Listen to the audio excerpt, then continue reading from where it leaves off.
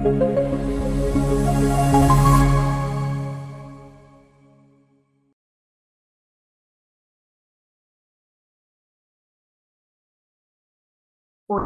bueno, bienvenidos a todos los que se unen en esta segunda parte de la jornada, quienes estaban con nosotros desde psicomotricidad y que continúan por aquí, y a las personas que se conectan en esta jornada de día miércoles, bienvenidos a todos. Bien, para retomar un poco en el tema en el que estábamos el día de ayer, vamos a dar parte a una pregunta que me hicieron, ¿sí? Por acá lo estoy leyendo. Bienvenidos.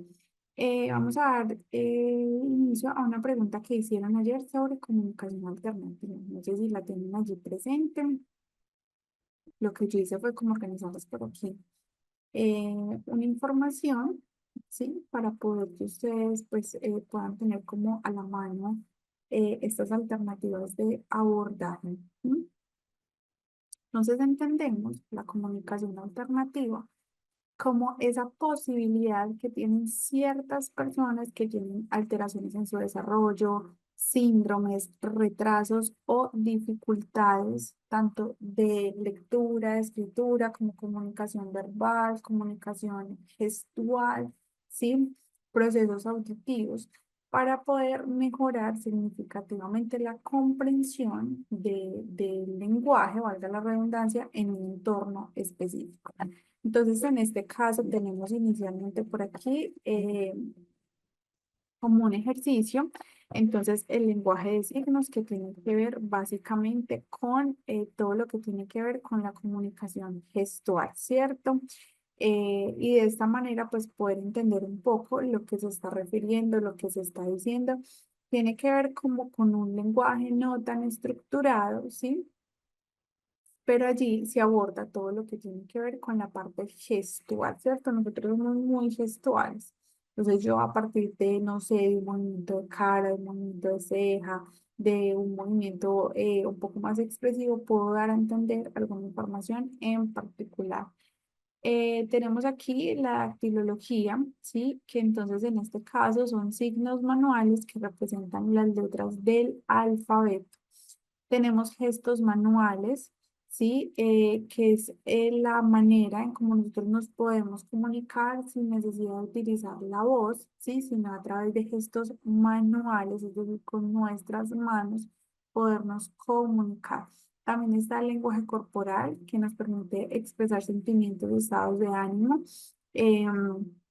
Tenemos los pictogramas que ya los vamos a identificar por aquí, que nos representan básicamente acciones, conceptos, términos y rutinas. Bueno, se hace como una secuencia de situaciones y demás para poder guiar un momento en específico, tableros de comunicación, dispositivos de, bueno, en los tableros de comunicación nos dice que tiene fotografías, dibujos, pictogramas, palabras que nos ayuden a aumentar todo lo que tiene que ver con los procesos comunicativos.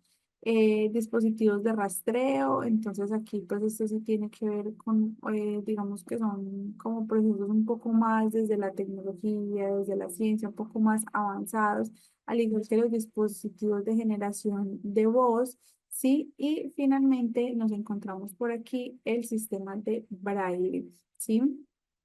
Que este es un sistema alternativo para las personas que no pueden comunicarse a través de su voz, ¿sí? Y que también tienen limitaciones visuales. Entonces son sistemas de comunicación en alto relieve que va a permitir que la persona vaya identificando, ¿sí? Algunas letras del alfabeto para poder, o bueno, algunas letras no, el alfabeto para poder comunicarse a través de ese sistema de comunicación alternativa táctil, básicamente, ¿cierto? ¿Qué es lo que hace todas estas posibilidades que les estoy compartiendo? Aumentar, ¿sí? La comunicación a partir de ejercicios alternativos, ¿sí? Alternativos para poder generar allí algunos procesos. Por ejemplo, tenemos acá un ejemplo de un cuento. Dice La princesa y el dragón. Entonces aquí, por ejemplo, este es mezclado, ¿sí? Entonces tiene imágenes, pero también tiene letras. Este ejercicio, por ejemplo, de un cuento a partir del acompañamiento de pictogramas sería para una persona que no tenga dificultades visuales, ¿sí? Y que esté también en la capacidad de ir generando un proceso de adherencia a una lectoescritura más pausada, es decir, se va a demorar un poco más en alcanzarlo, pero sabemos que lo va a lograr. Entonces decimos la princesa y el dragón. ¿Qué dice aquí, por ejemplo? El dragón tenía encerrada a la princesa. Ella extrañaba a su unicornio. Un día un príncipe la rescató y fueron muy felices los dos, ¿cierto? Básicamente, este es un cuento muy corto, pero la intención es que a partir de pictogramas se ameniza la lectura del mismo y de esta manera se genera un poco más de procesos inclusivos. Este cuento, por lo menos para cualquier niño, agradaría muchísimo por la parte visual, ¿sí? Y en el caso de los niños que tengan algún retraso, anomalías, signos de alerta, dificultades, entre otros, va a permitir que a partir de las imágenes se pueda entender un poco más cuál es el cuento o la historia que se está dando allí. Este también es otro ejemplo. Por ejemplo, si ustedes ven aquí son unas flechitas, es porque este material se encuentra disponible en la web y están contando acá el cuento del lobo. ¿M? Entonces dice, a casa de mi abuelita está enferma en la cama. Claramente el lobo ya le había preguntado que para dónde iba o para dónde se dirigía. Entonces, por ejemplo, acá está la casa de la abuelita que está enferma y está en la cama. Y aquí vemos algunas sílabas inversas, por ejemplo, en y algún artículo, la, ¿cierto? Sílaba inversa, artículo y finalmente cama. Entonces aquí vemos cómo el niño va a generar un proceso de comprensión hacia una estructura. Aquí, por ejemplo, están las agendas pictográficas. ¿Mm? ¿Qué quiere decir? Básicamente la utilizan las personas con Asperger, ¿sí? Con un diagnóstico de autismo y en algunos casos los síndromes de Down, ¿sí? Las personas que padecen síndrome de Down. Esto se realiza de la siguiente manera. Son agendas visuales que van a permitir que su cerebro pueda entender muchísimo mejor la información que verbalmente yo estoy dando y que no estoy entendiendo, porque son niños o son personas que por su característica de un trastorno en particular no van a entender la información igual que nosotros la entendemos, ¿sí? Entonces necesitan de una ayuda, de un proceso adicional a partir de una ayuda visual para comprender qué es lo que yo quiero que él haga. Entonces, en este caso, por ejemplo, le voy a proponer una agenda. Ejemplo, entonces, en la mañana, ¿sí? Vamos a desayunar, nos arreglamos, organizamos la cama y nos vamos para el zoológico. En la tarde vamos para la casa, tardeamos, jugamos y nos damos una ducha. Y ya en la noche, entonces, cenamos, ¿sí? Vemos una película, lavamos los dientes y nos acostamos a dormir. Esta es una estructura muy simplificada, porque por lo general, para estos casos que se relacionan, deben de ser agendas muy puntuales. ¿Y qué se hace con esta agenda, chicos?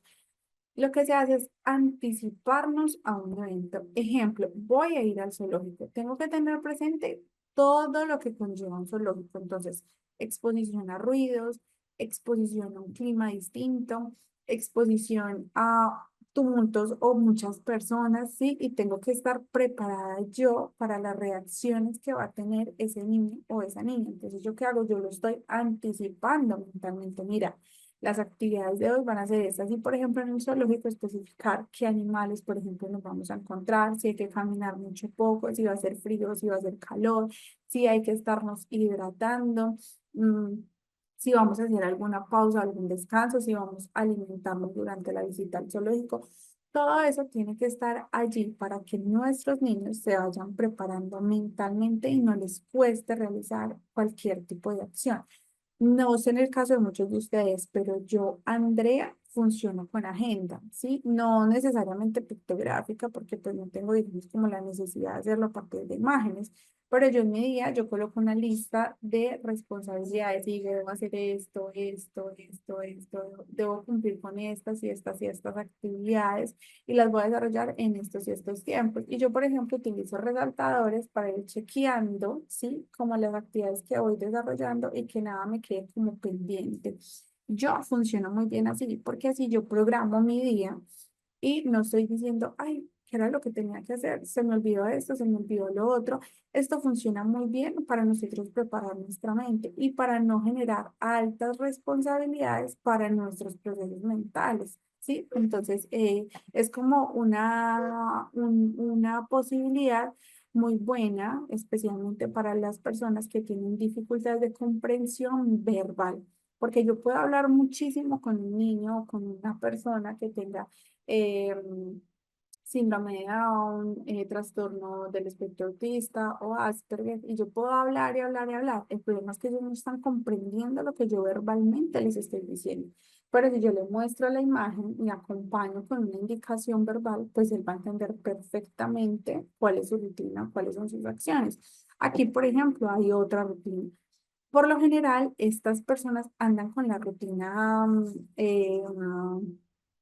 todo el tiempo. Entonces, por ejemplo, van a ir al colegio, entonces en el colegio tienen la rutina, a qué hora salimos a la lonchera, si hay un cambio de docentes, si tienen que hacer cambio de materiales, si por ejemplo están en artística, qué materiales van a utilizar, ¿sí?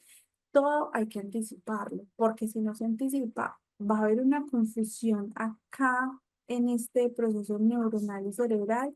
Y al haber una confusión es que se generan los desbordes emocionales, las irritaciones, niños que gritan, saltan, se mueven, se van, corren, se vuelven agresivos. ¿Por qué? Porque están totalmente perdidos en esa estructura de su día a día y no están comprendiendo cuáles son como las intenciones o el propósito o las actividades como tal.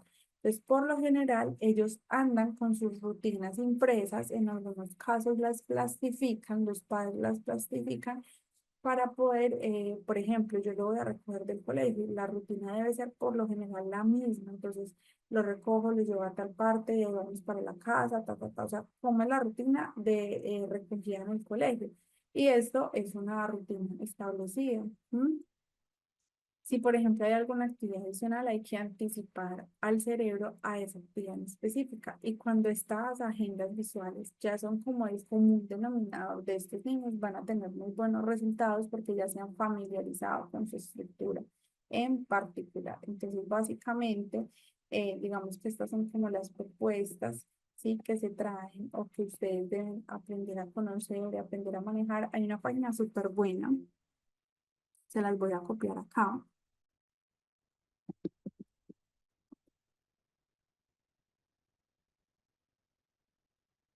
Confirman, por favor, si lo están viendo, el nombre.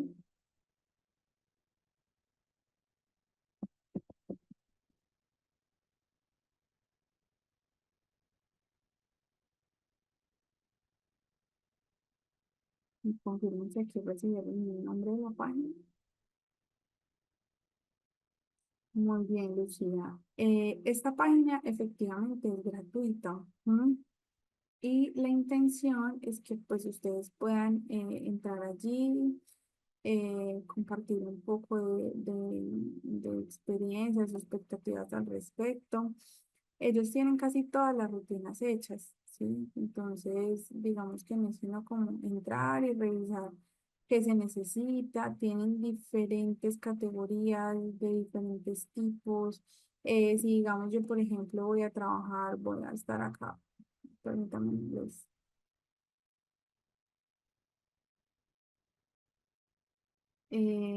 por ejemplo, estoy acá, entonces quiero hablar de alimentación.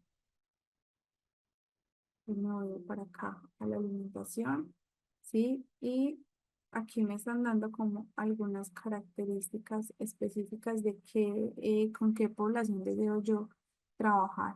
Si con personas con parálisis cerebral, si con niños con parálisis cerebral, si es una mujer, si es una persona en general, ¿cierto?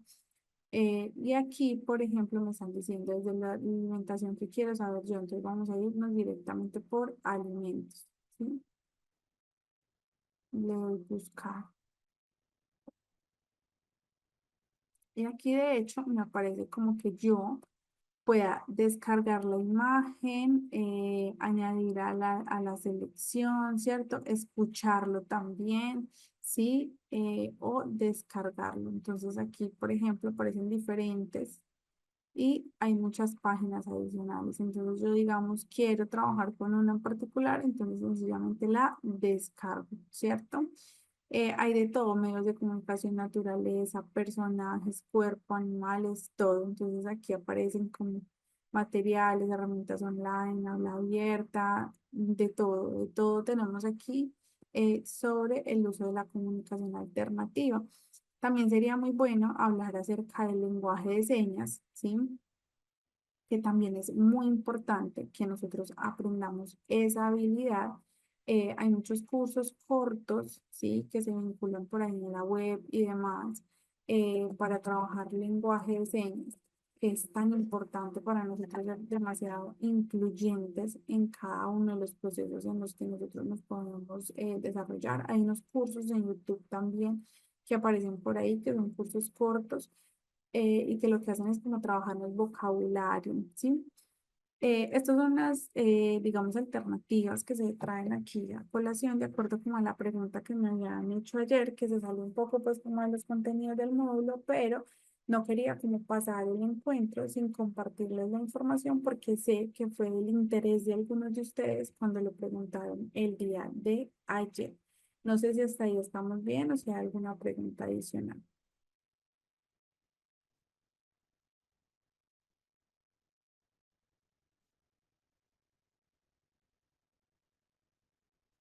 Hasta ahí estamos, ¿ok?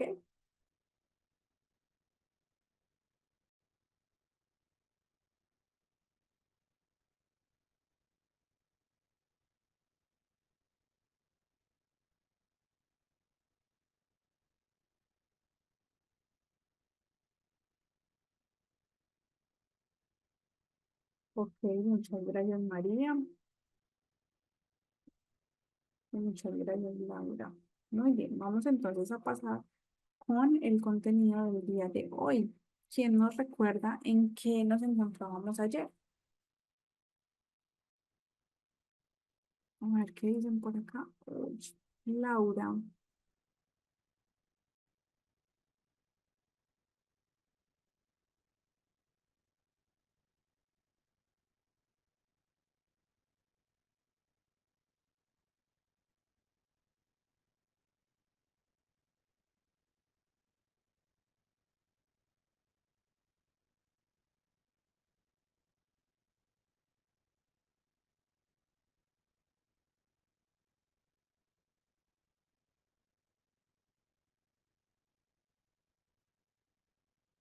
muchas gracias Laura por compartirnos esto.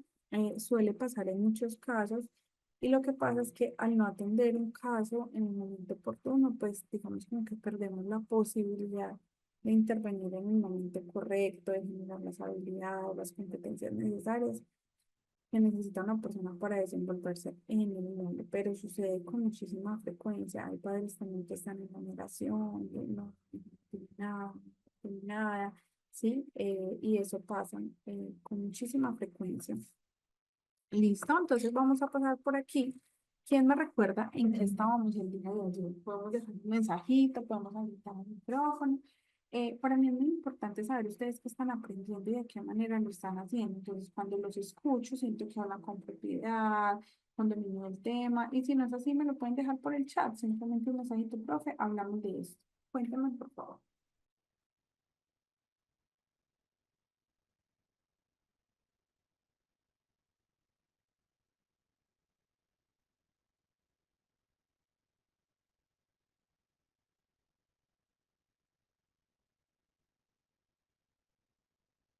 ¿Alguna información al respecto? ¿En qué estábamos el día de ayer, chicos?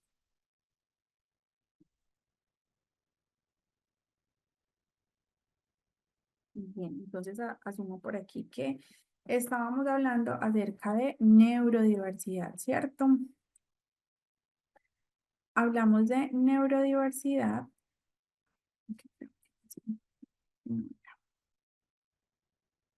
Estábamos hablando de neurodiversidad, ¿sí? De algunas situaciones de la clasificación de la neurodiversidad, ¿cierto? De cómo se entiende la neurodiversidad en el mundo, en qué momento surge el concepto como tal y gracias a quién o a qué se da esa comprensión. También entendíamos que inicialmente el término acuñaba directamente algunas dificultades de desarrollo, específicamente discalculia, dislexia, autismo, ¿sí?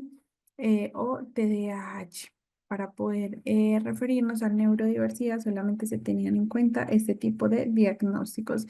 Y se dice actualmente que entre el 10 y el 20% de la población humana es neurodivergente, es decir, es un número que a pesar de que nosotros decimos no es pequeño, la verdad no es pequeño, es un número muy grande en personas que tienen allí una diversidad, ¿sí? de desarrollo, que han tenido otros procesos totalmente diferentes.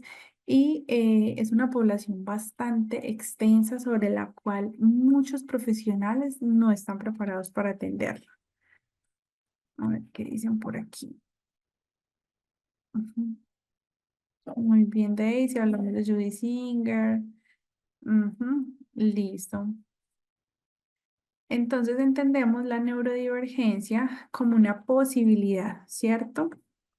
Como una posibilidad de aprendizaje, de pensamiento, de estructuras, de cambios. Es decir, que yo, Andrea, soy distinta a Sor María, a Adriana, a Francisco, a Laura, en términos de pensamiento, análisis, comprensión y percepción de la información. Listo, entonces se dice que desde la neurodiversidad no hay una única manera de pensar, comportarse, aprender, ¿sí? Y en este caso, una diferencia, una característica puntual en el desarrollo no se considera como un déficit, como un problema, como una ausencia, como un diagnóstico, sino que se puede sacar provecho, ¿sí? En diferentes áreas, en el área cual sea como con mayor feeling, mayor acercamiento, mayor desempeño de una persona con el mismo. Vamos a entender entonces por aquí que de hecho ayer habíamos hablado, ¿cierto? De los principios de la neurodiversidad, esto sí lo habíamos pasado, y vamos a puntualizar específicamente en la neurodiversidad funcional, es decir, somos neurodiversos, pero somos funcionales, no nos desarrollamos en los mismos momentos, no tenemos las mismas características, las mismas necesidades, no, ¿sí? Cada diagnóstico tiene una característica en particular. Entonces aquí se dice que la neurodiversidad permite que si hay un trastorno o una alteración en el desarrollo, se pueda evaluar, atender e intervenir de una manera totalmente diferente, una manera más integral y que realmente genere resultados positivos, porque hemos visto que en la actualidad, sí, muchísimas empresas le están apostando por vincular personas neurodivergentes en sus equipos de trabajo, ¿cierto? A nivel mundial estamos viendo cómo también los gobiernos han incentivado como esta práctica como una necesidad para la mejora significativa de todos los procesos de inclusión y diversidad. ¿Listo? Dice que trastornos que sean bien abordados, bien atendidos, ¿sí? Pueden ser beneficios, fortalezas y destrezas, ¿sí? Que pueden ayudar muchísimo en el desarrollo integral de una persona. Y si no, miremos por aquí, yo creo que todos conocen a Lionel Messi, ¿cierto? Todos hemos oído hablar de Messi, unos de pronto lo conocen más que otros, pero es un jugador de fútbol argentino y hace muchos años le diagnosticaron dos enfermedades en particular. La primera de ellas era la deficiencia de la hormona de crecimiento, ¿sí? De hecho, a esto se le atribuye, por ejemplo, su estatura. y el otro era el síndrome de Asperger, ¿sí? O de Asperger, como digamos se pueda pronunciar en diferentes lugares y territorios. Entonces aquí esta situación a Lionel le permitía como a través del fútbol canalizar sus energías, su potencialidad, su desarrollo, ¿sí? Y a través del fútbol fluía un poco más porque era una persona muy estricta con su desarrollo, pero era muy aislado de todo el mundo. Entonces, a través del fútbol llegó a ser un poco más asequible a muchos procesos. Se dice que es muy común encontrar diagnósticos del TDAH, ¿sí? Como una característica principal del neurodesarrollo, ¿sí? Específicamente de los casos neurodivergentes, ¿sí? Es el caso más estudiado, más tratado, más intervenido, ¿sí? Y de esta manera, entonces, es importante revisar procesos sociales, educativos y familiares, ¿sí? Em, Hay algunos estudios de niños que han sido diagnosticados con TDAH, ¿sí? Que tienen como entre su normalidad em, el desarrollo normal de un niño de 3 años, ¿sí? A lo largo de su desarrollo. Aquí hay que abordar muchísimo de la integración sensoriomotora, la planificación, la resolución de problemas y la inhibición para de esta manera garantizar pues que se está atendiendo, se está trabajando, se está haciendo pues como una atención oportuna. Yo me imagino que todos ustedes conocen a Michael Jordan, ¿cierto? Todos conocemos a Michael Jordan.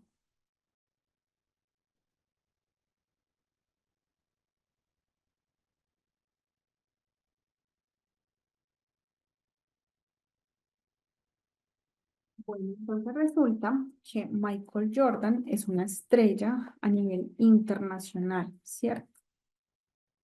La hemos visto puntualmente en diferentes marcas de ropa y por ende también pues como que la identificamos un poco más fácil como en nuestros territorios, ¿sí? Jordan es el jugador más famoso de los tiempos, ¿sí? En este caso, desde pequeño tuvo un diagnóstico del TDAH, ¿sí? Era un niño hiperactivo y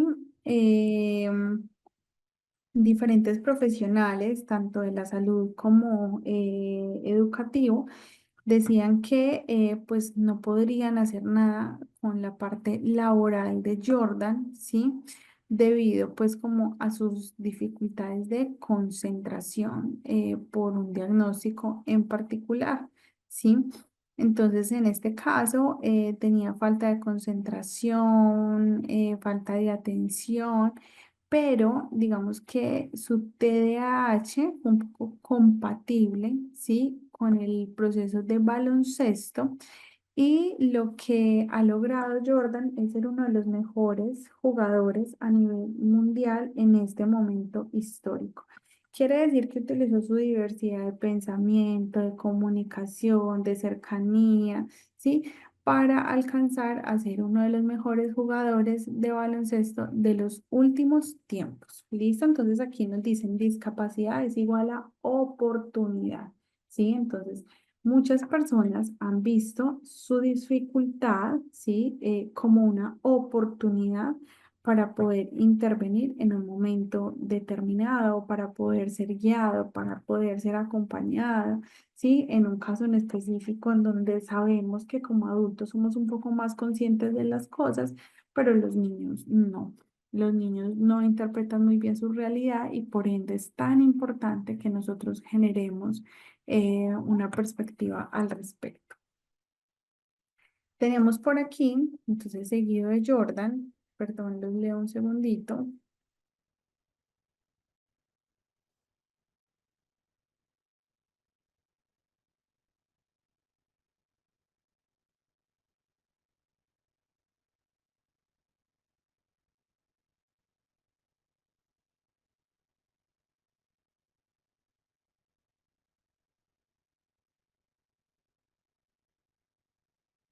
Listo, entonces pasamos por aquí.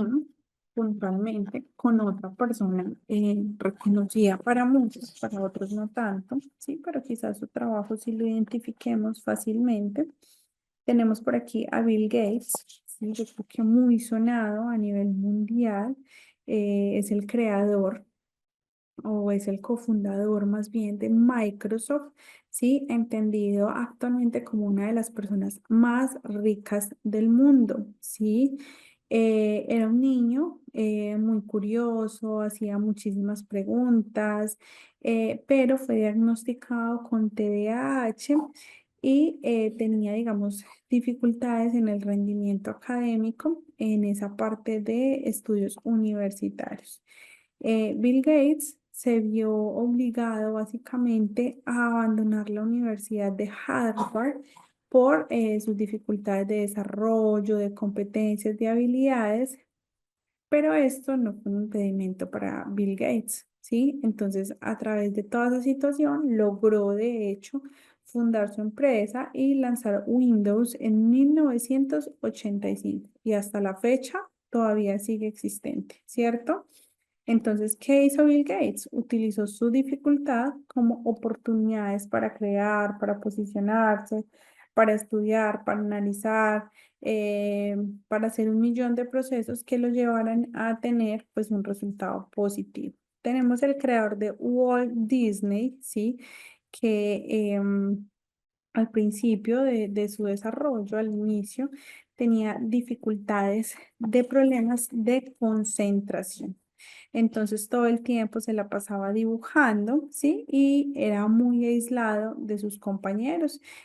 Por ende fue titulado pues como el niño raro, ¿sí? Se dedicaba a repartir periódicos, pero esta situación pues le afectó directamente su rendimiento escolar y fue despedido de algunos trabajos de medios de comunicación, dadas las características particulares de su trastorno. Entonces aquí, por ejemplo, a pesar de todo eso, Walt Disney a hoy es el sueño de muchos niños y adultos, ¿cierto? Por ir a conocerlo, por ir a estar allá. Y pues a partir de todo ese contenido que han creado, es que nosotros hemos ido evolucionando y desarrollado en el mundo. ¿Listo? Tenemos aquí algunos casos de neurodivergencia, ¿sí? Algunos casos. Entonces tenemos aquí trastorno del espectro autista, cuyas siglas son TEA, y cuando nosotros nos referimos a un caso en específico, no decimos el niño con TEA o este TEA, no decimos esta persona que padece de este espectro autista o que tiene este diagnóstico, esta recomendación, esta orientación, esta clasificación. ¿Listo? Trastorno por déficit de atención e hiperactividad, el TDAH. Tenemos aquí también la dislexia, que tiene que ver con la dificultad de los procesos escriturales, especialmente con el dominio de la lateralidad. Trastorno obsesivo compulsivo, ¿sí? Síndrome de Tourette, que yo creo que lo conocemos muchísimo, que son los movimientos involuntarios y repetitivos, y las altas capacidades, que también es importante que nosotros lo tengamos en cuenta. Personas que tienen un coeficiente intelectual muy alto, ¿sí? Y eso les permite evocar algunas situaciones en su contexto de desarrollo. Entonces decimos que como sociedad necesitamos 1 millón de espacios neurodiversos, ¿sí? Para que de esta manera se pueda entender un poco mejor cómo se da el desarrollo de todas esas funciones mentales a partir del reconocimiento de unas situaciones allí de alteración en el desarrollo. En este caso podemos decir que la neurodiversidad sí aporta a una sociedad que tiene un sinfín de trastornos y que cada día van a ir llegando más, ¿sí? Y en este caso decimos que son personas vulnerables y personas que se encuentran en una característica de diversidad y que a partir de la neurodiversidad se puede generar algún apoyo en específico. ¿Listo? Preguntas hasta aquí, chicos. también, Bilú, es decir, yo solamente les estoy compartiendo algunas referencias, ¿sí? Como las más usadas para hablar de neurodiversidad, ¿listo? Pero también está el trastorno oposicionista desafiante. También está allí, regálame 2 segunditos, conectamos el computador.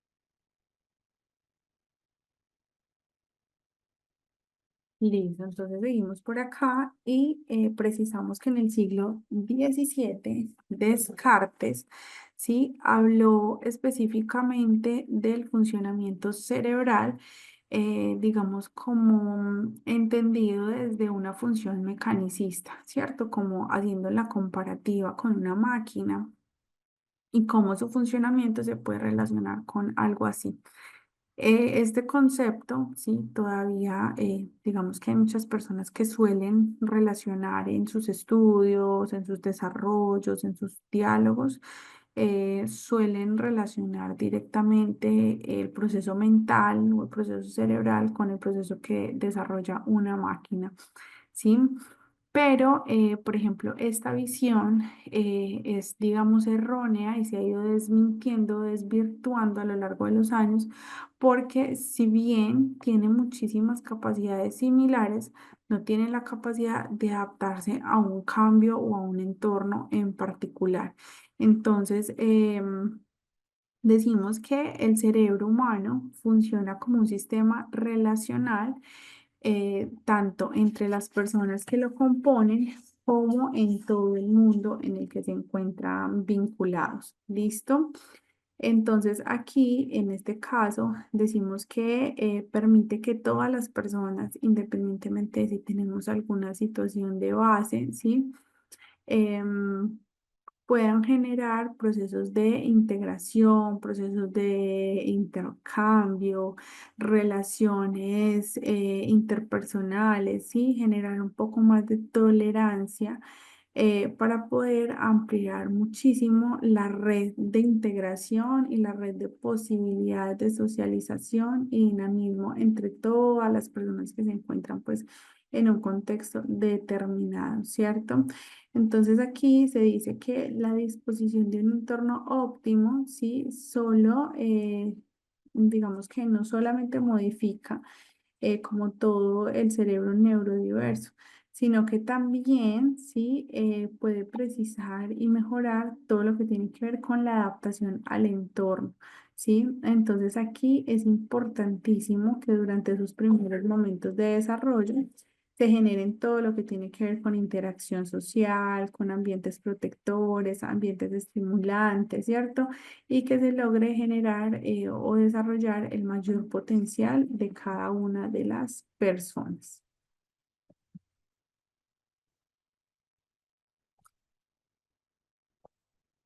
Aquí entonces también entendemos que los trastornos mentales se enfrentan a momentos históricos, ¿cierto? Que continuamente se enfrentan a diferentes situaciones que la sociedad, digamos, señala, todo el tiempo está generando allí como un señalamiento de diferencia, pero no de diferencia de inclusión ni de diversidad, sino como siempre enfocándose en la diferencia. ¿Sí? Entonces aquí estamos viendo cómo esto atenta contra los valores que tenemos nosotros como seres humanos y cómo pasamos por encima de las capacidades de las otras personas.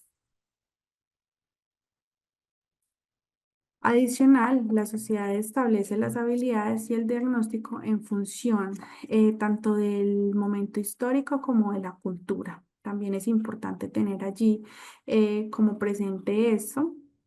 Sí, y en el caso de Nicholas Hobbes, afirmó que el diagnóstico de los niños con problema era una forma de protección social de las comunidades ante la posible amenaza que podían constituir. Entonces, en este caso, las personas con trastorno del espectro autista irían en contra, sí, del valor social, de la sociabilidad. Entonces, hay muchísimas situaciones que la sociedad estigmatiza. Y de hecho, aún si ustedes ven en un proceso, no sé, en un centro comercial, yo de maestra he tenido mamás y he tenido algunas situaciones de desarrollo en donde tuve un caso particular de una meningitis, ¿sí? Que para los que de pronto no tienen claridad, es un proceso, es una afectación que se da por una fiebre muy alta antes de los 5 años y que como no fue atendida en su momento, tuvo una repercusión en el desarrollo del niño. ¿Qué pasó? Que, por ejemplo, sus músculos faciales perdieron fuerza. Quiere decir que todo el tiempo tenía la boca abierta y la lengua afuera. Entonces, todo el tiempo estaba salivando. Sus manitos también perdieron el tono muscular y la fuerza muscular. Entonces, eran, digamos, como extremidades totalmente blandas, ¿sí? Y no tenían la coordinación necesaria. Entonces, claramente, siempre que lo veíamos, pues era un niño con muchísimas características desde lo físico. Y tenía mamás que de hecho pidieron cambio de sus hijos porque no querían que sus hijos estuvieran en compañía de esta persona. Entonces, aquí lo que estamos viendo es cómo también es un problema social. ¿Sí? Son problemas sociales que si bien hemos ido avanzando en muchísimos procesos, todavía tenemos estigma frente a una situación de estas, en especial en la educación infantil, es donde más se presentan y es donde de pronto más resiliencia, más tolerancia debería haber porque los niños son de muy fácil adaptación, pero a los adultos nos cuesta, ¿cierto? Entonces, en este caso hay que facilitar muchísimo como cuáles son las necesidades particulares del entorno, ¿sí? Y qué debemos hacer nosotros para trabajar sobre la tolerancia social y la posibilidad de desarrollar capacidades en un entorno estable y equilibrado. Entonces aquí viene una actividad que vamos a desarrollar en este momento en salas, con base con lo que les estoy diciendo yo en este momento específico. Vemos allí una característica importante sobre ese mundo de la neurodiversidad que tiene que ver específicamente con la tolerancia, ¿sí? Y un entorno armónico, un entorno de respeto, un entorno en donde se genere diferentes procesos, en donde se vea beneficiado el desarrollo de las personas. Entonces, ¿qué vamos a hacer? Nos vamos a ir para salas, ¿sí? Y vamos a dialogar sobre qué acciones podríamos desarrollar desde cualquier contexto, llámese en contexto familiar, contexto social, contexto educativo, para beneficiar la tolerancia social, la tolerancia, el respeto y el sistema de valores en los casos neurodivergentes, ¿sí? Entonces nos vamos a ir para las salas. Yo en este momento voy a hacer 3 salas. Vamos a crearlas por aquí. Y la intención es generar propuestas, ¿cierto? Entonces creemos que para trabajar todo lo que tiene que ver con el sistema de valores en casos neurodivergentes, podemos trabajar desde estas dos perspectivas, ¿sí? Algo conciso, algo preciso y vamos a tener unos 5 minutitos para que no nos excedamos en el ejercicio, que es como el tiempo promedio que nosotros manejamos para desarrollar este tipo de actividades. Regresamos a sala y la socializamos para poder conocer un poco sobre los aportes y sobre esos diálogos que ustedes van a desarrollar allí con sus compañeros, perdón, con sus compañeros. Listo, entonces en este momento voy a abrir las salas para que por favor acepten la invitación. Listo, la intención es que generemos diálogos, que generemos intercambio de opiniones, de saberes, perdón, y que podamos generar allí una perspectiva sobre algo que nos convoca y, perdón, y nos relaciona en este ejercicio. ¿Listo? Entonces vamos a acceder por favor a las salas.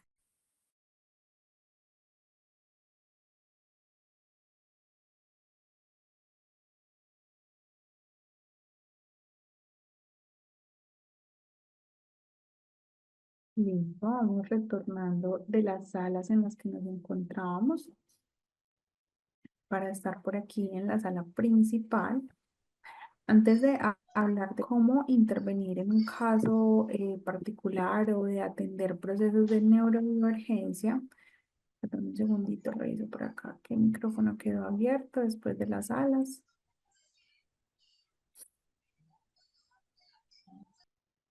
Listo, entonces vamos a invitar a que nos cuenten cómo les fue, a que nos compartan esas estrategias de las cuales ustedes hablaron y dialogaron en términos de la atención a la neurodiversidad, específicamente a los casos de neurodivergencia, para trabajar la tolerancia social y el sistema de valores. ¿Quién nos quiere acompañar con el ejercicio? Tuvimos 3 salas. María dice que no estuvo en ninguno. Bueno, también hay algo, cuando de pronto tengan dificultades de internet o algo, digamos que hacer el ejercicio de manera individual también es válido, ¿sí? Lo hago de manera grupal, específicamente para que puedan compartir como allí con más personas, para que generen diálogos, discusiones, puntos de vista, perspectivas y también se reconozcan un poco en este ejercicio, pero también lo pueden desarrollar de manera individual quienes de pronto no puedan acceder a las salas por X o Y motivo.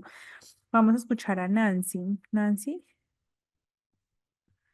¿qué conversaron en tu sala, Sí, Nancy? conversamos en la sala que principalmente yo fui de la que puse una opinión de que si los padres eh, toman desde el primer momento el control de buscar solución con los niños, es un buen comienzo para llegar a tener mejores resultados. Siempre que los padres se preocupan por sus hijos, que si tienen un problema y van a una parte y ahí no encuentran esa solución, visitan otro lugar y puede hacer caso que en tantas visitas que hagan a lugares diferentes encuentren la solución.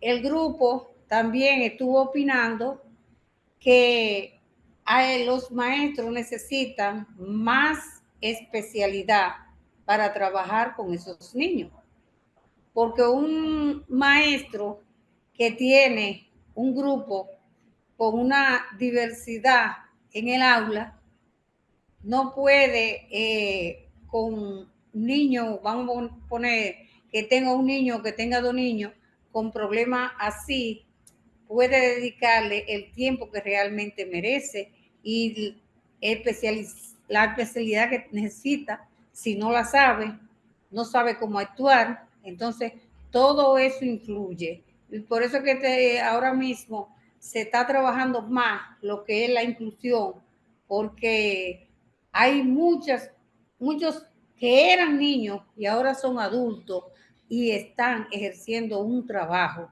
porque los padres anduvieron a tiempo. Eso fue lo que tratamos.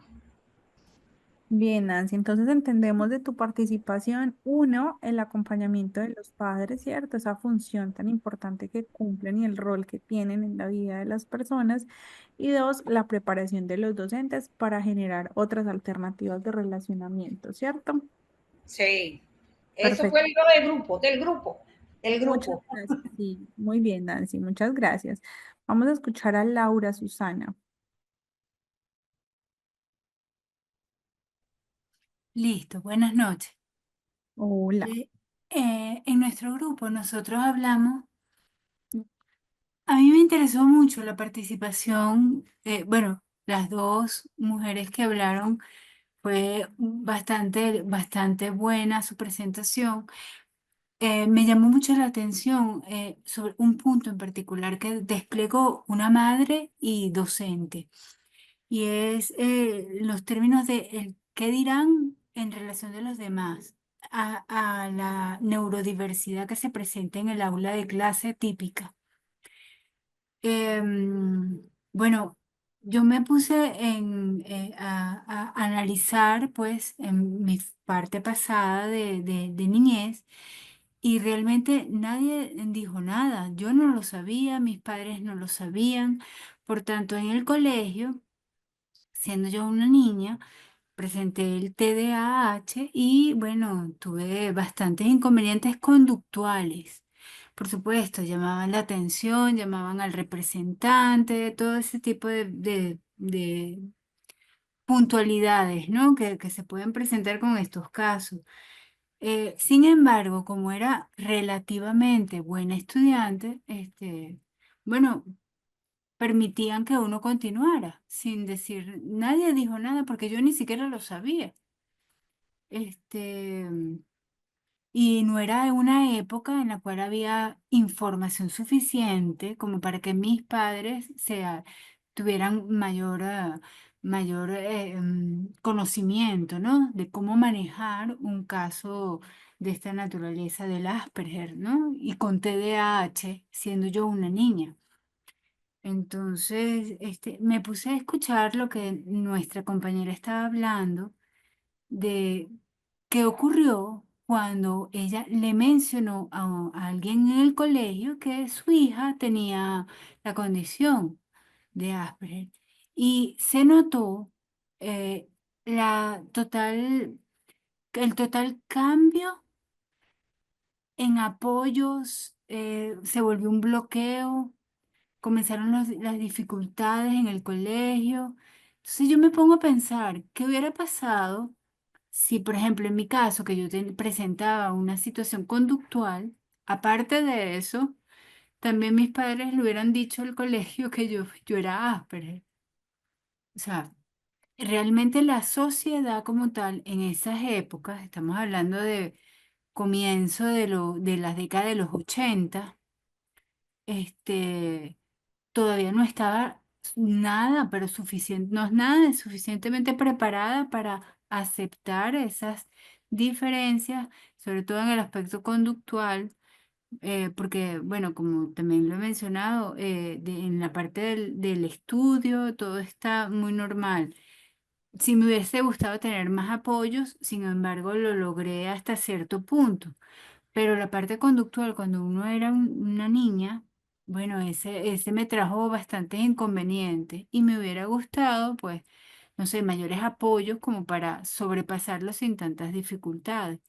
Sin embargo, bueno, nadie sabía nada y no viví esa situación de rechazo que, bueno, por lo general, por ignorancia, aún se puede manifestar en la sociedad. Esa es la participación. Gracias.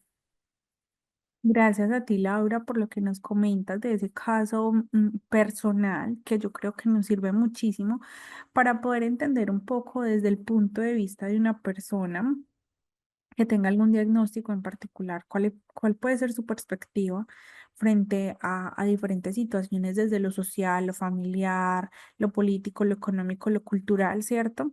Porque a veces solamente estamos centrados en nosotros cómo lo percibimos, pero desconocemos un poco cómo lo perciben las personas que tienen alguna situación en particular desde, desde la neurodivergencia. Vamos a escuchar a Daisy.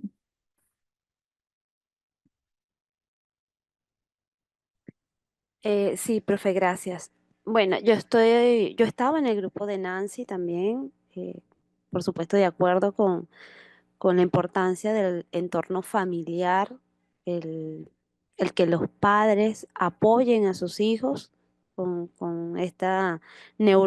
los hijos neurodivergentes en esta diversidad de aprendizaje o cómo aprender. Igual manera también las docentes mm, debemos ser preparadas para trabajar con ellos, que obviamente esto ha sido ahora un nuevo mover de la educación, donde debemos conocer para saber eh, tratar con ellos y que ellos puedan aprender y no asustarnos, porque eso también de una u otra manera asusta, ¿no? O sea, lo estoy haciendo bien, no lo estoy haciendo. A un niño autista lo puedo tratar como un niño TDAH. O sea, son todas esas cosas que como docente te hacen dudar muchas veces. Pero una de las cosas que hablábamos también era los casos de Messi, Jordan, Bill Gates, eh, que son los más recientes. Sí. Estas personas fueron ayudadas y entendidas por sus padres, vieron su potencial o no sabían el potencial de sus hijos, pero los ayudaron, o sea, intervinieron en todo ese mover de tanto la medicina como la educación, y la sociedad los tuvo que absorber, y por eso hoy en día conocemos quiénes son estos personajes y lo que han influido en varios ámbitos de la vida, el deporte, lo que tiene que ver con las redes sociales, la tecnología, los medios digitales.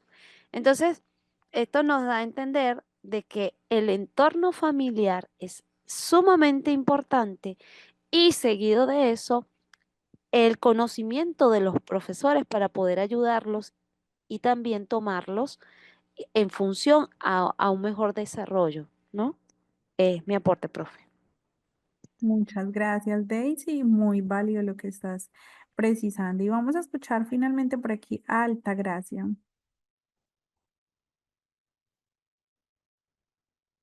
Aquí, profe. Es muy interesante conocer el rol de los participantes. O sea, la familia tiene un rol, la sociedad tiene un rol también, la escuela tiene un rol, y es bueno que desde su rol cada uno den los apoyos necesarios. La familia juega un rol importante porque la familia debe de identificar la condición del estudiante, debe de aceptarla, vivir su duelo, comprender cuál es la condición del estudiante para poder darle los apoyos que éste requiere. El docente debe estar actualizado, conocer los trastornos del neurodesarrollo para cuando tenga un niño en el aula pueda identificar y decir, bueno, Pedrito tiene algunos indicadores de autismo, porque como no puede diagnosticar, si el niño no está diagnosticado o si la familia no ha comunicado, entonces tiene que conocer, por lo menos tener conocimientos básicos de esos trastornos del neurodesarrollo para poder dar los apoyos necesarios, aplicando lo que es el DUA, o sea, para que ellos puedan desarrollar, porque aunque ellos tengan una condición, también tienen potencialidades que el maestro debe trabajar. Porque ellos tengan una condición, no necesariamente es que ellos no tengan un potencial. Entonces el maestro tiene que descubrir como ese diamante en bruto que tiene ese estudiante para poder trabajar con él y llevarlo a que sea autónomo, que sea funcional en la sociedad. La sociedad también tiene un rol muy importante. ¿Por qué? Porque la sociedad debe de crear esos campos, debe de crear esa información para que toda la comunidad, y sensibilizar también desde su rol, sensibilizar para que toda la comunidad pueda aceptar y entender que todos somos diversos y que todos tenemos un potencial que podemos dar y aportar. Ese es mi aporte, maestra. Muchas gracias, Altagracia, y muchas gracias a todas las personas que hicieron parte pues, de este ejercicio de socialización e interacción. Recuerden que hace parte de los propósitos de este espacio académico que nosotros estemos en la capacidad de entender, interpretar, de asumir y de proponer, ¿cierto? Entonces aquí estamos diciendo que precisamente en este último apartado dice que la facilidad, la integración, la adaptación de casos neurodivergentes depende puntualmente de los mecanismos que se proyecten para facilitar, ¿sí?, la satisfacción de las necesidades de las personas en un entorno específico, ¿cierto? Entonces, entendiendo un poco la neurodiversidad de los procesos cerebrales, y de esta manera posibilitar pues mejores experiencias y mejores resultados en los casos en los que debemos de ser un poco más prudentes con la atención, debemos de ser un poco más asequibles y asertivos con el ejercicio. Entonces, ¿cómo nosotros podemos también generar algunos procesos de intervención al respecto? Que es lo que, digamos, llama mucho nuestra atención, es cómo lo logro, ¿cierto? ¿Qué debo hacer? ¿Qué mecanismos debo de seguir? Digamos que no hay un patrón específico. Por ejemplo, me devuelvo acá en las diapositivas. No hay un patrón específico ni para Michael Jordan, ni para Bill Gates, ni para Walt Disney, ¿sí? Cada uno de ellos tuvo aciertos y desaciertos, ¿sí? Tuvo algunos aportes, tuvo frustraciones, rechazos, aceptaciones y demás dentro de su desarrollo. Pero no podemos decir, en estas tres características funcionó esta manera de atención. No, son procesos totalmente diferentes y por eso nosotros no podemos homogenizar. Es decir, nosotros tenemos que hablar desde la individualización, ¿cierto? Desde entender, por ejemplo, quién es Andrea, quién es Daisy, quién es Laura. Cada uno de nosotros es un mundo totalmente diferente y mis características no son las mismas que las de otra persona. Yo puedo, por ejemplo, tener dos personas con síndrome de Down con la misma edad, pero con diferentes procesos. Y lo vimos desde que entendimos todo lo que tiene que ver con el funcionamiento del cerebro y lo estamos viendo también en neurodiversidad. No hay dos cerebros iguales, no hay dos cerebros que pesen lo mismo, no hay dos personas que tengan las mismas inclinaciones, no lo hay, ¿sí? Entonces, desde allí ya estamos hablando de neurodiversidad. El hecho de que todos vayamos, no sé, a un lugar de comida y pidamos una comida distinta, ya nos está diciendo que somos neurodiversos, tenemos gustos distintos, ¿sí? Como a uno les gusta la carne, a otro les gusta el pollo, como a otro les gusta el pescado, no podemos pretender que a todos nos guste la misma proteína o el mismo plato que ofertan en un lugar en específico. Entonces, desde ahí nosotros ya estamos entendiendo que hay neurodiversidad en todo, ¿sí? En absolutamente todos los momentos en los cuales nosotros nos desarrollamos. Entonces, el primer aspecto para nosotros generar una intervención es respetar las diferencias, ¿sí? Y fomentar la reflexión. Entonces, siempre como tú, ¿cómo te sentirías si pasaras una situación como esta? ¿Cuál crees que sería la solución? ¿Te sentirías bien si se actúa de esta manera? ¿Cuál crees que sería el resultado si tuvieras actuado así?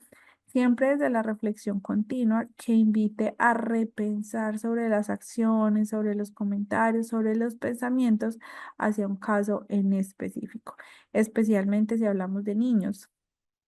Si nosotros formamos niños tolerantes, armónicos, respetuosos, van a ser adultos que van a crecer con ese sistema de valores y no va a ser tan complejo tenerlos en una sociedad vinculados a diferentes procesos laborales, económicos, culturales, porque van a ser personas mucho más tolerantes, mucho más asequibles de acuerdo a todo lo que se brinde en un escenario en específico. Segundo ítem, trabajar desde las capacidades, es decir, fomentar que tiene muy buenas capacidades artísticas. Entonces, sabemos que hay dificultades intelectuales y cognitivas, pero tiene muy buenas capacidades artísticas. Entonces, vamos a potenciar esas capacidades y esas habilidades artísticas porque quizás tal vez hay algunas situaciones desde el desarrollo cerebral, hay alguna alteración, hay niveles bajos, entonces vamos a irnos directamente por lo que sí está en un nivel un poco más alto o es una facilidad, ¿cierto? Una capacidad, una habilidad y de esta manera voy a proyectarla aún más. Seguidamente tenemos aquí trabajar en entornos naturales, ¿cierto? Entonces, de esta manera vamos a permitir que se den procesos de aprendizaje un poco más estructurados, más centrados, eh,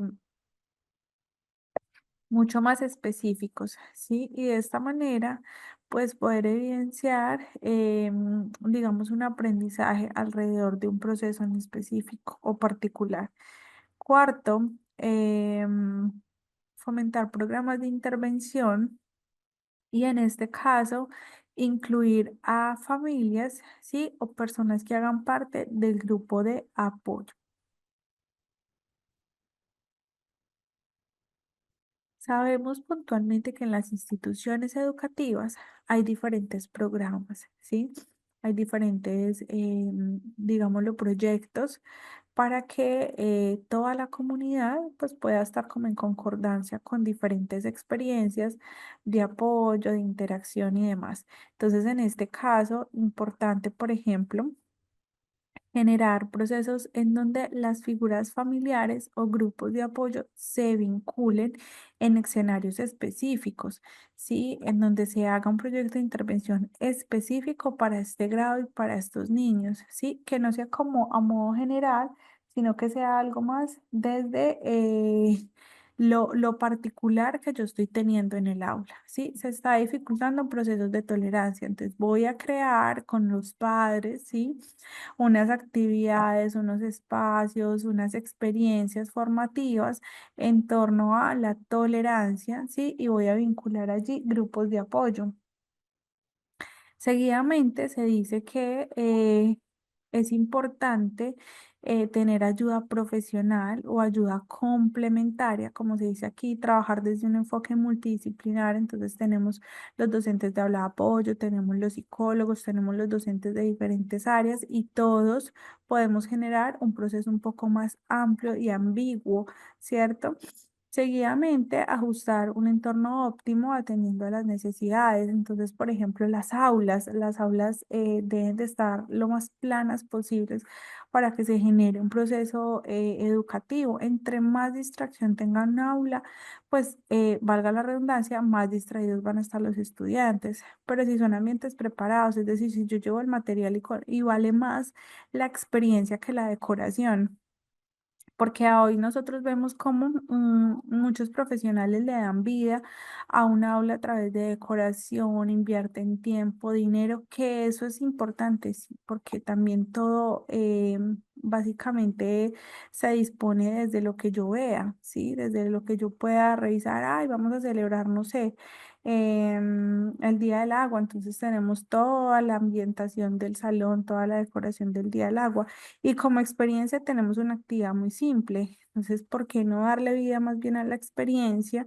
Sí, y ese espacio, más bien como redireccionarlo o modificarlo o tenerlo más bien como pasivo y tranquilo y que lo que realmente cobre como lugar sea la experiencia como tal. Y de esta manera tener un ambiente óptimo. Recuerden, entre más cosas tenga yo en una aula, entre más distractores hayan, pues voy a conseguir eso, que nuestros chicos se distraigan. Y por ejemplo, en el caso de los estudiantes con neurodivergencia, entre más, digamos, alteraciones hayan en un ambiente, pues mucho más distraídos van a estar porque les cuesta centrar su atención en un proceso específico. Y si hay diferentes elementos distractores, pues no vamos a lograrlo.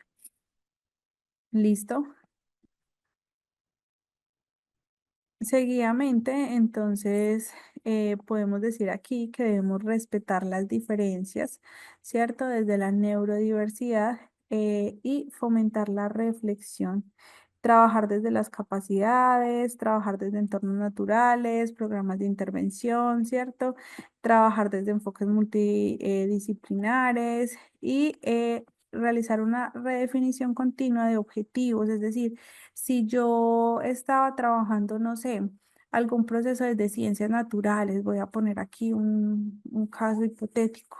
Si yo estoy trabajando desde ciencias naturales, pero veo que no alcanzo los objetivos que yo necesito, que estoy trabajando, no sé, el reino animal, el reino monera, y realmente no logran comprender las características, las diferencias y demás, pues debo cambiar ese objetivo, debo de buscar otra manera de mediar frente a un proceso determinado porque estoy viendo que no voy a lograr a partir de estas características en particular. Entonces, redefinir procesos no está mal, ¿sí? porque precisamente voy a generar otro tipo de intervención, otras estrategias que quizás me pueden servir mucho más. Recuerden que en el campo de la docencia, nosotros siempre estamos prestos a estar revisando un poco a partir de las necesidades de los niños, ¿cierto? Y de esta manera, entonces, poder atender a cada uno de las situaciones o características que nosotros podamos identificar. Chicos, tenemos estas 3 preguntas en pantalla para dar continuidad al siguiente contenido del módulo que tiene que ver con el aprendizaje. Antes de seguir, quisiera preguntarles si desde la neurodiversidad y especialmente desde lo que les compartí desde el inicio de la comunicación alternativa, quedó clara la información. Les agradezco si simplemente me dejan un sí en el chat para yo poder identificar aquí.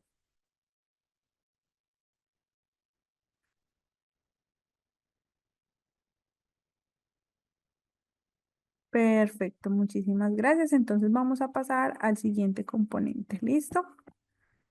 Que vamos avanzando ya también aquí en los diferentes contenidos del módulo. Entonces tenemos 3 preguntas claves, ¿sí? Necesito que las pensemos para dar alguna respuesta. ¿Cómo definen ustedes el aprendizaje? ¿De qué manera les gusta aprender y qué te llama la atención aprender?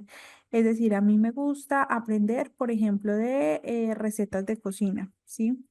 ¿De qué manera me gusta aprender? Pues digamos que haciendo, otros van a decir viendo videos, otros van a decir leyendo recetas y cómo defines el aprendizaje. Entonces vamos a mirar estas 3 preguntitas, unas 2 personitas, 3 personitas del grupo que quieran participar a través de esta formulación de 3 preguntas. Altagracia. La primera pregunta dice, ¿cómo defines el aprendizaje? El aprendizaje es un cambio de conducta relativamente temporal para mí. Sí. Y se evidencia cuando tú aplicas lo que aprendes. ¿De qué manera me gusta aprender? Bueno, profe, a mí me gusta leer y tomar notas, ver, escuchar y escribir. Así yo aprendo. ¿Y qué te llama más la atención de aprender? Bueno, si yo veo, escucho y escribo, no se me va la información, la recuerdo siempre.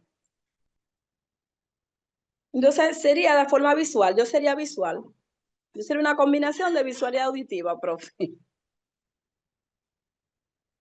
Muy Eso yo bien. sería. Sí, muy bien. Visual y auditivo. Es válido. Muy bien, Altagracia, muchas gracias. Y finalmente vamos a escuchar a Jenny por acá. Jenny, ¿cómo defines el aprendizaje? ¿De qué manera te gusta aprender y qué te llama la atención aprender?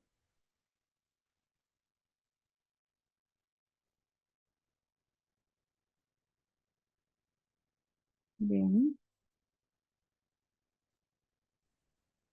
El aprendizaje lo defino como una forma única de aprender. El conocimiento pues lo adquiero desde mi punto de vista de la forma en como yo lo percibo y de qué es lo que logro entender. Lo poco o lo mucho pues que mi cerebro capta. ¿De qué manera te gusta aprender? Bueno, yo soy una parte más auditiva. A mí me gusta escuchar eh, más que anotar o tomar sin números de puntos, soy más auditiva, pues yo capto más la información escuchándola. Si me pongo a observar un video, yo capté la información y mi cerebro pues la reproduce en las ideas, saco las ideas, lo más importante pues de esa información receptada. ¿Qué te llama la atención de aprender? Que el aprendizaje para mí es algo cíclico, no es un aprendizaje, no es estático, pues lo que para mí en este momento puede ser una verdad, pues para mañana puede cambiar, pues la ciencia es así. Ese es mi aporte. Muchas gracias, Jenny. Y finalmente, Nancy. Sí, para mí, ¿cómo define el aprendizaje? Es un proceso de adquirir y modificar conocimientos, habilidades, conductas y valores. ¿De qué manera me gusta aprender? Por medio de la explicación, de la observación, de la investigación. ¿Qué me llama la atención aprender? Me gusta aprender conocimientos nuevos que no sé para poder multiplicarlo con los demás, porque lo que aprendo me gusta multiplicarlo para que se siga avanzando en los aprendizajes. Muy bien, Nancy, muchísimas gracias. Bien, aquí lo que estamos entendiendo es que estas tres personas, Nancy, Jenny, no recuerdo la otra persona que participó, aprenden de una manera totalmente diferente, tienen gustos diferentes, ¿sí? Y esto me da a entender a mí de que si bien hay procesos que yo puedo homogenizar, no todos los procesos los puedo llevar de manera homogénea. Si digamos yo estoy enseñando a sumar, yo no puedo pretender que todos aprendan a sumar con el mismo método, ¿sí? Hay unos que van a generar muy fácil el cálculo mental, hay otros que van a generar muy fácil el conteo con dedos, hay unos que se les va a facilitar el conteo con objetos tangibles, ¿sí? Depende básicamente de cada uno de esos procesos que de manera particular definan a la persona, ¿sí? Definan a la persona en términos de, bueno, cuáles son sus características, sus perspectivas y demás. Entonces vamos a identificar qué es el aprendizaje, chicos. Entonces dice que el aprendizaje es un cambio continuo, ¿sí? Es un cambio continuo porque nosotros, digamos que tenemos la posibilidad de aprender a diario, en todo momento, en todo lugar.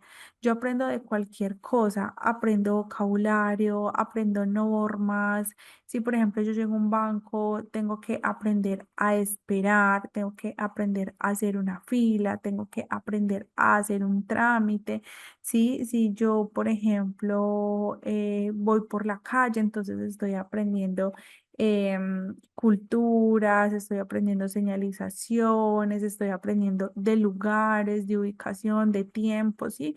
Entonces, todo lo que yo hago a diario es un proceso de aprendizaje, ¿sí?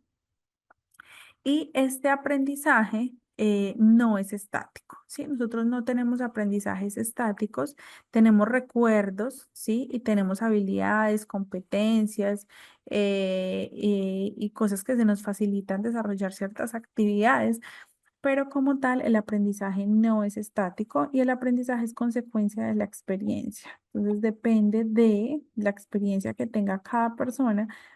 De esa manera se van a gestar los diferentes procesos de aprendizaje. Si son experiencias reorganizadoras, si son experiencias continuas, si son experiencias disruptivas, el niño o la niña va a tener muchísimas más posibilidades de aprendizaje. Entonces, un niño que tenga cantidad de experiencias va a ser un niño que va a gestar una cantidad de aprendizajes, ¿sí? Entonces, por ejemplo, tenemos algunas características de aprendizaje en una línea de tiempo, por ejemplo, aprender a caminar, a hablar, pasar por aprendizajes académicos como leer, escribir, hasta cómo relacionarme con los demás. Todo esto tiene que ver con aprendizajes, ¿cierto? Si yo empecé a trabajar en un lugar, ¿cómo les gusta que yo realice, no sé, cierta actividad? ¿Cómo debo manejar esta nueva máquina? ¿Cómo me debo vestir? A qué horas es mejor llegar, a qué horas es mejor salir, qué ruta voy a coger para devolverme, qué ruta voy a coger para llegar. Es decir, todo es un aprendizaje. Y nosotros, digamos que como adultos, pues tenemos facilidad de aprender, ¿cierto? Pero los niños tienen muchísima más calidad de aprendizaje y muchísima facilidad dada ese proceso de mielinización que tiene que ver con esa cantidad de neuronas que existen, ¿sí? y que se van robusteciendo a lo largo del proceso de crecimiento y a partir de la experiencia, del material y la disposición que se generen ciertos procesos de aprendizaje. En el caso del adulto, no es que no se pueda aprender, sino que va a costar un poco más porque el proceso de mielinización ya ha finalizado y las neuronas van desapareciendo cada tanto de nuestro sistema neuronal. Entonces va a ser un poco más complejo, ¿sí? Generar un proceso de aprendizaje igual que como lo genera un niño. Ejemplo, no sé, adultos que ya entre más edad se les dificulta manejar un teléfono celular, claro, porque ya viene con otras dinámicas de interacción, de dominio, etc., etc., y quizás a los niños se les facilite más por las capacidades que tienen para interactuar, para relacionarse, para buscar, para mediar y van a encontrar pues como todos los beneficios de un nuevo aparato electrónico, por poner aquí un ejemplo de manera inmediata. Entonces se dice que en el siglo XX el aprendizaje era el fortalecimiento de una respuesta, ¿sí? Directamente como la asociación entre un estímulo y una respuesta. Y de esta manera el docente es un administrador de reforzamiento y castigos en el siglo XX, ¿sí? Básicamente si no se aprendía había un castigo y si se aprendía pues había un refuerzo para poder educar e instruir a los estudiantes en los ambientes educativos. Entonces se decía que el aprendizaje por reforzamiento da respuestas, implica los métodos instruccionales de ejercitación y práctica en la consolidación de respuestas. A esta práctica educativa, ¿cierto? Hay algunas situaciones muy complejas y de esta manera pues no se generaba como un aporte significativo al aprendizaje que podía generar un niño en términos de comprensión, de reflexión, de acercamiento, porque era un aprendizaje por reforzamiento. ¿Listo? Al respecto, hay algunos autores que han venido situando algunos procesos de investigación o que desarrollaron procesos de investigación enfocados en su perspectiva o su postura frente al desarrollo de los procesos de aprendizaje. Ellos son tres: Piaget, Vygotsky y Brunner, autores un poco ya antiguos, pero que generan unos aportes bien interesantes y que a hoy todavía siguen vigentes en ciertos aspectos, no en todos. Entonces, por ejemplo, hablamos de Piaget. Piaget tiene una teoría del desarrollo cognitivo que está situado a partir de unas posibilidades desde unas etapas que él crea que son cuatro, ¿sí? Que son desarrollo cognitivo y que va demandado de acuerdo a cada una de las cuatro etapas, ¿sí?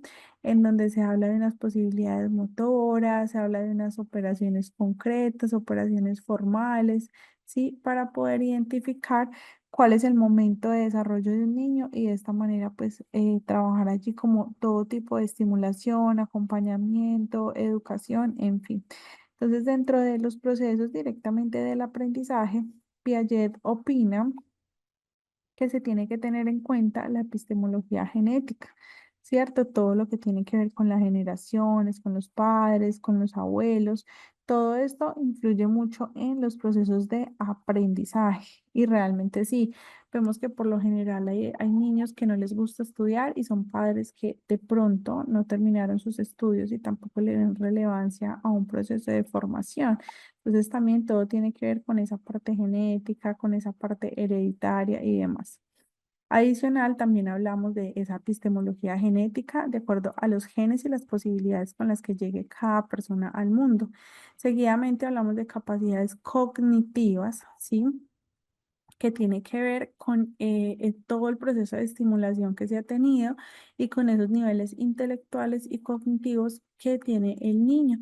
Obviamente estas capacidades son reforzadas, estimuladas y acompañadas desde principios del desarrollo infantil para que se puedan ir desarrollando de manera acorde. Seguidamente se relacionan procesos físicos, sociales y lógico-pedagógicos. Listo. Vygotsky, por su parte, habla de un proceso sociocultural. Recordemos que su teoría tiene que ver con los procesos sociales y culturales y cómo estos redefinen. Vygotsky también habla del lenguaje, habla de la educación, habla de las interacciones. Entonces, cómo el hogar, el colegio y los entornos juegan un papel sumamente importante en el desarrollo del niño. Entonces hablamos de una maduración orgánica que tiene que ver como con cada uno de los periodos de desarrollo que tienen las personas y de una historia cultural, donde vive, qué hace, cómo se desenvuelve, qué actividades desarrolla, entre otras.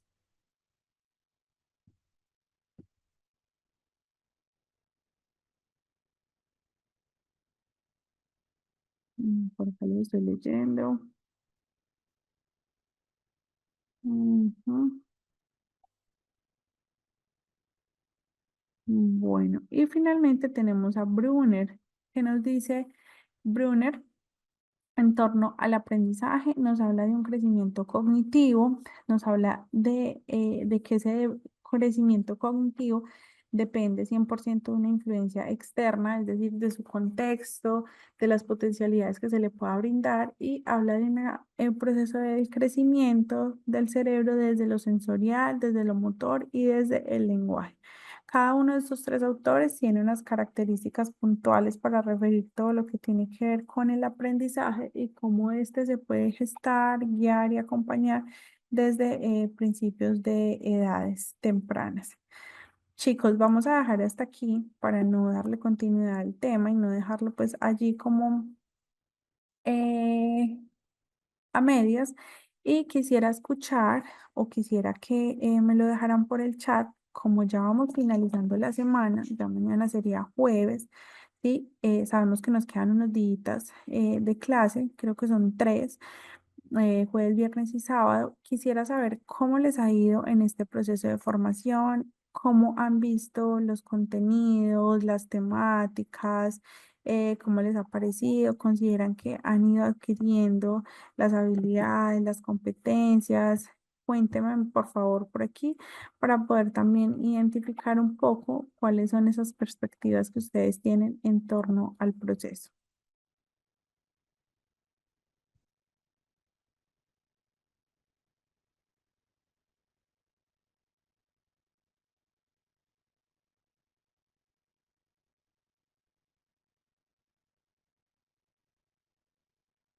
No tienen ninguna perspectiva frente al proceso.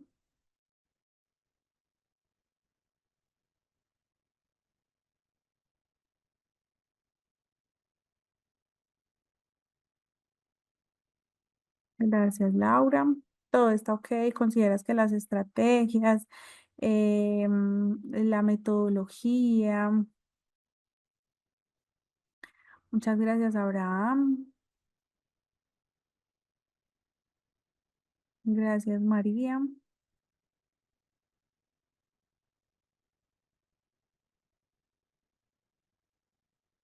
Gracias, Altagracia.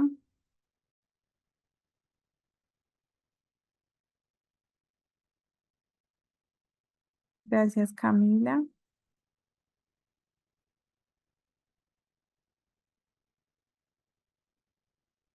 Gracias, Emanuel.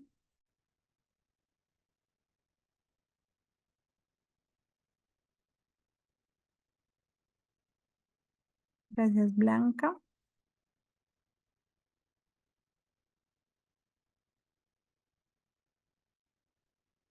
Bien, bueno, la intención es esa, que ustedes puedan dar fe eh, de cada uno de los procesos que se desarrollan en el encuentro, ¿cierto? Y que estos asimismo sean características que potencian en cada uno de nosotros el desempeño que debemos tener en cada uno de los procesos en los que nosotros nos desarrollamos, ¿cierto? Entonces, bueno, por aquí, gracias Jenny, gracias Solange, gracias Milling, gracias Jessica, gracias Ana, gracias Daisy. Muy bien, muchas gracias por su participación. Para que podamos prepararnos. El día de mañana entonces vamos a seguir hablando de aprendizajes y diferentes tipos de aprendizajes. ¿Listo? Y vamos a hablar de un tema súper interesante que yo sé que va a llamar muchísimo la atención de ustedes, que tiene que ver con los DUA. Listo, entonces mañana vamos a hablar específicamente de aprendizaje y de los DUA de manera particular. Listo, para que lo tengamos allí presente. Vamos a revisar qué son los DUA, cómo se han desarrollado los DUA, para qué nos sirven, cuál es su funcionalidad, entre otros aspectos sobre los cuales nosotros nos desempeñamos. Espero que las actividades que les compartí al principio y digamos la información que les he brindado les aporte muchísimo en todo lo que tiene que ver con su gestión directa en diferentes escenarios en los que ustedes se encuentran. Chicos, de esta manera, entonces damos por finalizado el encuentro del día de hoy. Les agradecemos mucho su participación. Ya nos encontramos entonces el día de mañana para continuar con todo lo que tiene que ver con los procesos de aprendizaje y los DUA. Listo, les deseo a todos una feliz noche. Muchas gracias por sus comentarios. La verdad es importante hacerle un seguimiento a en qué estamos trabajando, cómo nos ha ido, cómo lo podemos potenciar, cómo lo podemos mejorar, de qué manera estamos desarrollando este ejercicio y si las estrategias, la estructura que se les está brindando a ustedes les está fortaleciendo competencias y habilidades. ¿Listo? Ahí lo único es como generar un proceso de participación un poco más activo para escuchar diferentes voces en los respectivos encuentros y que no siempre sean pues como 4 o 5 personas del grupo para no desconocer a todas las personas que se encuentran con nosotros. Les deseo a todos una feliz noche, que tengan un feliz descanso y nos encontramos mañana nuevamente. Feliz noche para todos, muchísimas gracias.